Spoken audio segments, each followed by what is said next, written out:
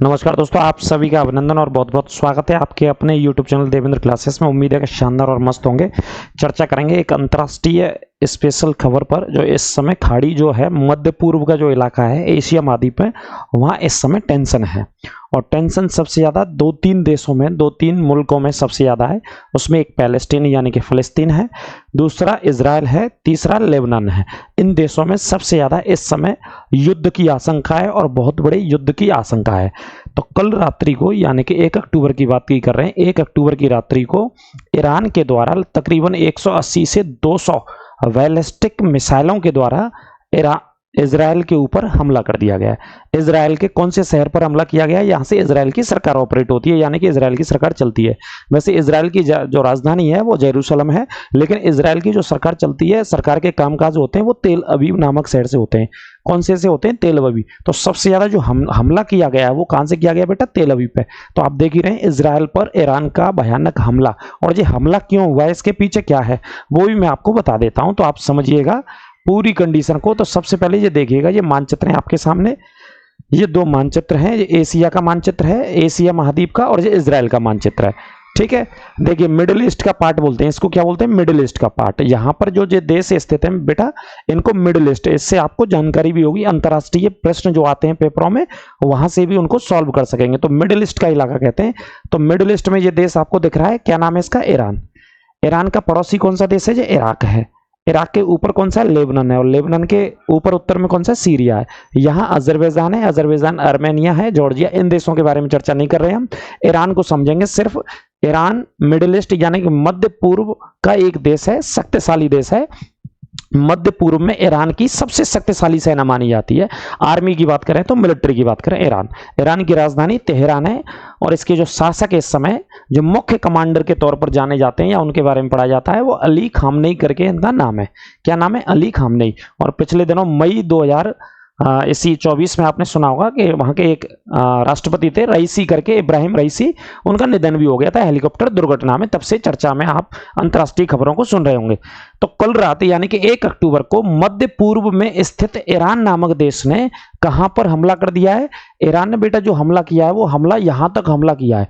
यानी कि आप समझ रहे हैं, ईरान से अगर बात करें, ये दूरी है, जो दूरी की यदि बात करें तो बेटा 2000 किलोमीटर की दूरी है, कम से कम 2000 किलोमीटर की दूरी है दोनों देशों के मध्य में। इजराइल और ईरान के मध्य में जो दूरी है वो कितनी है? 2000 किलोमीटर की दूरी है। ठीक है, इनको खाड़ी के देश भी बोलते हैं, जैसे ये कुवैत हो गया, बहरीन हो गया, कतर हो गया, है ना।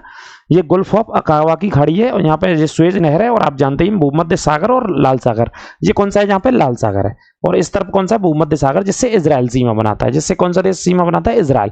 ठीक है, तो ईरान से इजराइल की जो दूरी है 2000 किलोमीटर की दूरी है। जहां तक मिसाइलों से अटैक किया गया, और कितनी मिसाइलें भाई, इस तरफ ही क्यों बता रहा हूं मैं, इस तरफ यदि आप देखेंगे तो ये देखिए, इस तरफ आप देखेंगे तो यहाँ पे एक शहर है, हाइफा नाम का शहर है, और दूसरा तेल अवीव। ये तेल अवीव है। तो तेल अवीव तक सबसे ज्यादा मिसाइलों का अटैक हुआ है। कौन सी मिसाइलों का? यहां से ईरान से छोड़ी गई मिसाइल कहां तक पहुंच गई है? तेल अवीव तक। यानी कि 2000 से 2100 या 200 किलोमीटर तक आप आगे जा सकते हैं। इतने किलोमीटर की दूरी है, लगभग 2000 किलोमीटर की दूरी है ईरान से इजराइल की। इतनी दूरी की बैलिस्टिक मिसाइलों से लगातार 180 मिसाइलों से लगभग 200 मिसाइल बताई जा रही है, अखबारों के अलग अलग पत्रिकाओं के माध्यम से जो खबरें हैं, 200 मिसाइलों से हमला किया गया है। कहां हमला किया गया? इजराइल के ऊपर। और ऐसा होना था बेटा, ऐसा क्यों होना था समझिए। ईरान क्यों बीच में कूद पड़ा इस युद्ध में? वैसे इजराइल तो कोशिश कर रहा था कि ईरान को शुरू से ही आना था। ईरान को आज से 11 महीने पहले, 10 महीने ही पहले आना था। ईरान बैकग्राउंड में था, बैक दरवाजे पे था, बैक दरवाजे पे से सपोर्ट कर रहा था। कैसे सपोर्ट कर रहा था? बैक दरवाजे से, यानी कि बैक डोर से। किसे सपोर्ट कर रहा था? वो सपोर्ट कर रहा था हमास को, जो कि 1987 में बना, गाजा पट्टी में ऑपरेट रहता है। और लेबनान के अंदर हिजबुल्ला नामक संगठन है, जो कि लेबनान के दक्षिण में सक्रिय रहता है। कौन से देश के? लेबनान के दक्षिण में। ये लेबनान दिख रहा है आपको, लेबनान के दक्षिण में यानी कि साउथ में एक आतंकवादी संगठन है जिसका नाम हिजबुल्ला है। और हिजबुल्ला के चीफ को अभी हाल ही में इजराइल के द्वारा मार गिराया गया, आपको पता है, जिसका नाम है नसरुल्ला। नसरुल्ला को मार दिया है। नसरुल्ला को तैयार करने वाला, हिजबुल्ला को तैयार करने वाला या हमास को तैयार करने वाला, इनके पीछे कौन सा एक्टर था जिसने इन दोनों आतंकवादी संगठनों को बेटा तैयार किया? हमास को 1987 में, हमास की स्थापना 1987 में होती है, जो कि एक सुन्नी धर्म को मानने वाला इस्लामिक आतंकवादी संगठन माना जाता है। हिजबुल्लाह नामक आतंकवादी संगठन लेबनान के अंदर सक्रिय रहता है और लेबनान के दक्षिण में वो एक शिया धर्म को मानने वाला एक संगठन है आतंकवादी। इन दोनों संगठनों को किसने स्थापित किया, किसने नींव रखी, किसने सहयोग किया बनाने में? तो ईरान इन दोनों संगठनों के पीछे था। कौन था? ईरान। तो अभी आपको पता है, पिछले जुलाई 2024 में मैं आपको लेके चलूं तो जुलाई 2024 में इस्माइल हानिया, जो कि हमास का चीफ था, हमास का लीडर था, हमास को ऑपरेट करता था, वो ईरानी किसी गांव से गया था, वहां एक नए राष्ट्रपति के उसमें गया था शपथ समारोह में।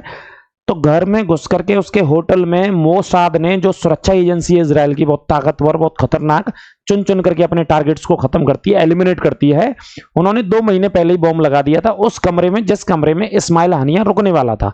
इस्माइल हानिया कौन था? हमास का चीफ, जो जुलाई 2024 में मोसाद के द्वारा मार दिया गया। तो एक तो उसका बदला लेना था ईरान को, क्योंकि खड़ा किसने किया था? हमास को ईरान ने खड़ा किया था। हिजबुल्लाह को किसने खड़ा किया? ईरान ने खड़ा किया।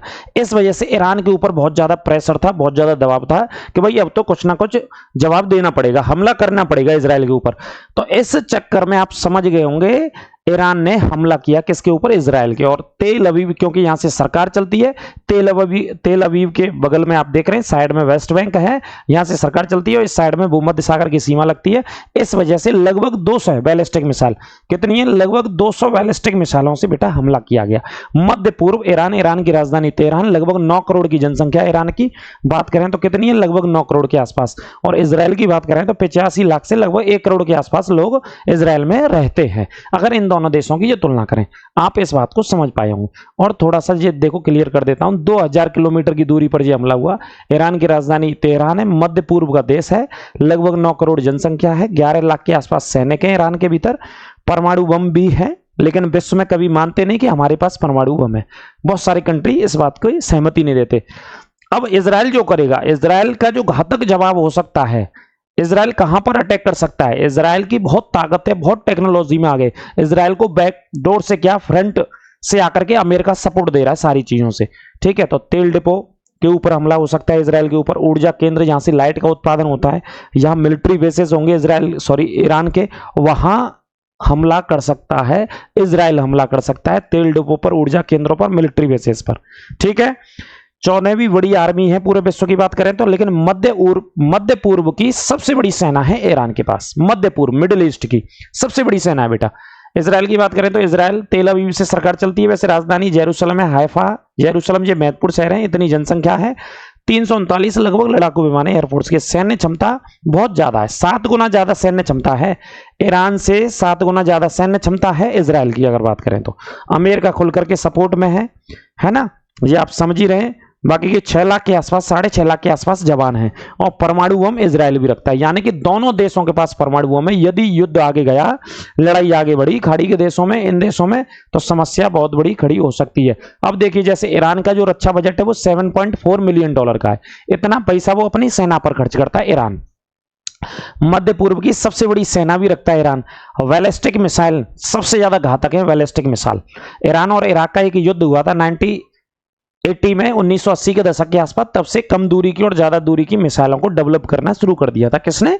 ईरान ने, ठीक है। एक सेजल मिसाइल है जो लगभग 2500 किलोमीटर तक मारक क्षमता है इसकी, सेजल मिसाइल इनके पास। हैदर मिसाइल भी है, KH-55 क्रूज मिसाइल है जो लगभग 2000 से 2500 किलोमीटर तक मार सकती हैं, जितनी दूरी इजराइल की है ईरान से, जहां तेल अवीव पर 2 से रॉकेट से हमला किया गया है, ठीक है। कितनी रॉकेट से? 2 से रॉकेट से। अब देखो इजराइल की बात करें तो इजराइल के पास भी क्या है? परमाणु हथियार हैं, लगभग 12 से 20 के आसपास परमाणु हथियार हैं। तीसरी ताकतवर आर्मी है, सक्षम आर्मी है तीसरी।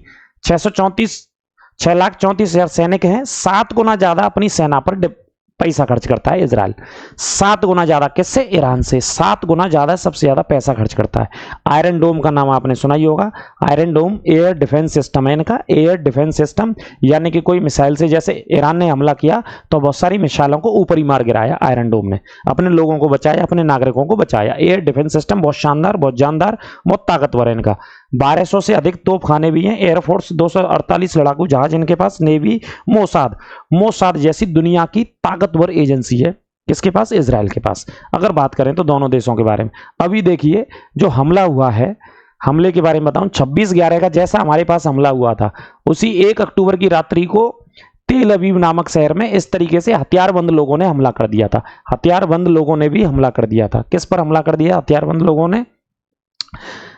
इजराइल के तेल अवीव नामक शहर पे। एक तरफ ये हमला हो रहा था, हथियारबंद लोगों ने हमला कर दिया, जो कि आप समझ सकते हो आतंकवादी गुटों से ही हो सकते हैं ये लोग।